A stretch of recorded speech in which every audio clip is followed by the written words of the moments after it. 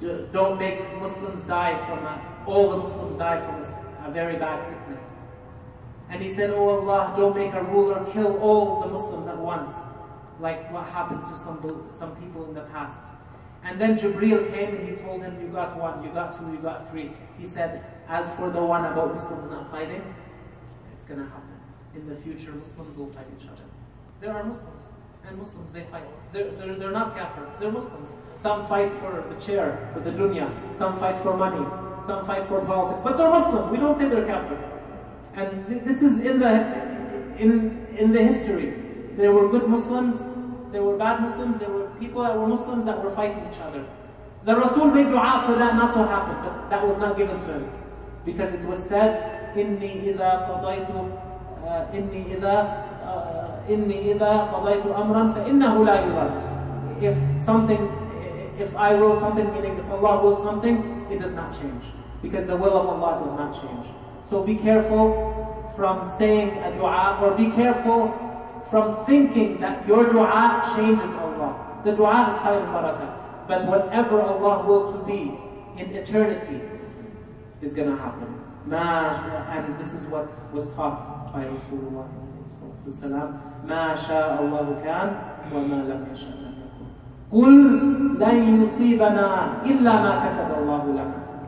Say, nothing will happen to us except what Allah wrote for us, meaning except what Allah willed for us to happen. We all want Jannah. Every single one of us want Jannah. Even if you go out to the street and you ask a non-Muslim, would you like to go to heaven? He's going to tell you, of course. Everyone wants to go to heaven. But some of us will go to Jannah and some of us will not. And whatever we get from Allah, alhamdulillah. And whatever we get from Allah is haqq. And Allah is not unjust. وَمَا رَبُّكَ بِظَلَّامٍ لِلْعَبِيدِ. So be very, very careful of misunderstanding the meaning of dua. So in this night, the Rasul alayhi salatu wasalam, he said Allah will give a special ghufran to Muslims, to the believers, to the khalq, to the people, except for the mushrik and the mushahin. The mushrik is the person who disbelieves in Allah, who associate partners with Allah. And the scholar said, as long as the person avoids the three types of kufr. There's kufr with the mouth, there's kufr with the aqidah, there's kufr with the action. If some people, they get mad, and they بعض الناس والعياذ بالله عند الغضب يسبون الله وهذا كفر. الغضب ليس عذرا. Some people, when they get angry, they cuss Allah, they curse Allah. This is not an excuse. So that person has to re-say his shahada to come back in Islam. على من وقع في الكفر أن يرجع للإسلام بقوله الشهادتين. And some people, in their heart, they have shak. In their minds, they're like, I don't know if Jannah is true. I don't know if not is true. Those people are not Muslims. They don't have the iman, the jazm, the thabit. If somebody has this shak in his heart, he also needs to retake his shahada. But if somebody has bad thoughts, and we all do, if somebody has bad thoughts, he says, A'udhu Billah. And he puts atir, he makes sure he does his salat on time, he makes sure he doesn't listen to the waswas. We're all inflicted with waswas at times. May Allah protect us. Even some people came to the Rasul ﷺ and they said, we have thoughts in our mind, they're so bad, we're too shy to even say it. The Rasul said, this is the sign of your iman. Because the people, they said they have thoughts and they said, we don't like it, we reject it. So he said, this is the sign of your iman. And the scholars of Islam, they said the thief, he doesn't go to an empty house. He goes to a house that he knows there's gold, there's silver, there's something to steal. And they said the shaitan comes to the believer and he gives him bad thoughts. And if the believer falls into that trap, he may fall out of Islam. But if he hates it, he gets lots of reward for it. He gets lots of reward for it. He gets lots of reward for it. And the Rasul ﷺ said on this special day, which is the 15th of Shaaban, Allah gives special mercy, special forgiveness to many people. And we say, يغفر لبعض الناس جميع ذنوبهم ويغفر لبعض الناس بعض ذنوبهم إلا للمشرك أكيد وللمشاحن, for people that have extreme enmity between Muslims. And I'll give you an example. I'll give you 3 examples and then inshallah we'll make dua. One, I'll give you an example of a girl. She married someone who was not her cousin or not from her country. And her mom or her dad, they stopped talking to her.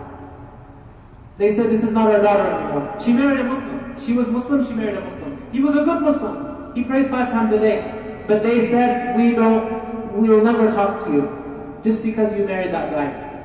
And the guy is not a bad Muslim, for example. He prays, he takes care of her, he doesn't hit her, he's a good guy. But because he's not her cousin, or he's not from her country, they disowned her. And they even speak bad about her. They say, we don't have a daughter, she died. This exists. Some Muslims, they live like this. Or a businessman, he has a store, he sells fruits.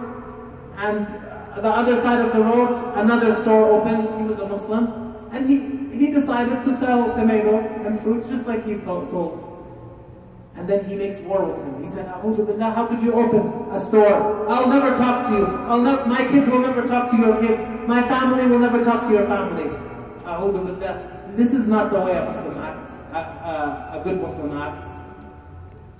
العلماء الصلحاء ماذا قالوا؟ علمت أن رزقي لن يأكله أحد فاطمأن بالي. الرزق, like your rizq, nobody will eat it for you. Nobody will steal your rizq. Whatever was meant for you, you will get it. Nobody will take it away from you. So if somebody opens another store or does something that is similar to you in your business, he's not taking your rizq. Your rizq is you're gonna receive your rizq until you die. Once there was, they sent a non-Muslim to spy on the Muslims in Dimashq. He entered Dimashq to buy something, and he told the Muslim, he bought 1 thing, 2 things, and 3 things, and he wanted to buy more. And the Muslim told him, stop. Alhamdulillah, you bought this from me. Now I want you to go to my neighbor, and I want you to buy the stuff from my neighbor.